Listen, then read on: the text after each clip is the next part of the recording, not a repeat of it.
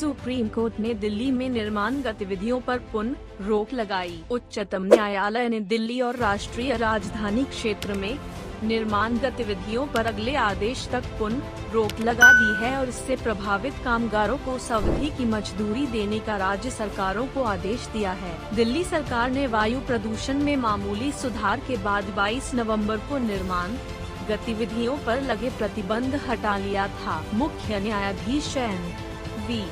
रमना, न्यायमूर्ति D.Y. चंद्रचूड़ और न्यायमूर्ति सूर्यकांत की पीठ ने दिल्ली में प्रदूषण पर सुनवाई के दौरान प्रभावित मजदूरों को मदद करने की एक वकील की गुहार पर शीर्ष अदालत ने बुधवार को यह निर्देश दिया। आदेश की प्रति उच्चतम न्यायालय की वेबसाइट पर बुधवार रात उपलब्ध कराई गई, जिसमें बिजली एवं प्लम्बर से संबंधित कार्यों को छोड़कर निर्माण गतिविधियों पर प्रतिबंध का आदेश दिया गया है। यह प्रतिबंध अगले आदेश तक जारी रहेगा। हालांकि सर्वोच्च अदालत ने इस प्रतिबंध से प्रभावित निर्माण कार्यों से जुड़े श्रमिकों को मजदूरी देने का आदेश दिया है।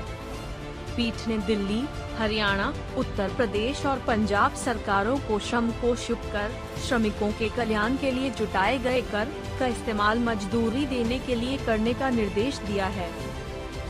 राष्ट्रीय राजधानी क्षेत्र में वायु प्रदूषण खतरनाक स्थिति में पहुंचने के बाद शीर्ष अदालत ने पिछले दिनों केंद्र और दिल्ली सरकार को आदेश दिया था कि वह प्रदूषण के लिए जिम्मेवार गतिविधियों पर तत्काल प्रतिबंध लगाए।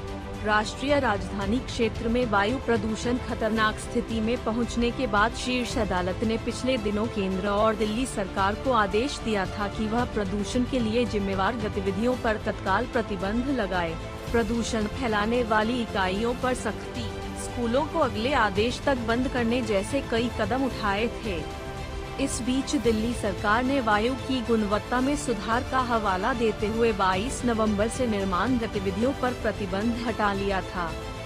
शीर्ष अदालत ने 17 साल के स्कूली छात्र आदित्य दुबे की जनहित याचिका पर सुनवाई के दौरान केंद्र और दिल्ली सरकार को फटकार लगाते हुए कई आदेश दिए थे। नौकरशाहों के ढीले ढाले रवैये पर भी गहरी नाराजगी जताते हुए उन्हें प्रदूषण दूर करने के लिए जमीनी स्तर पर काम की नसीहत दी गई थी।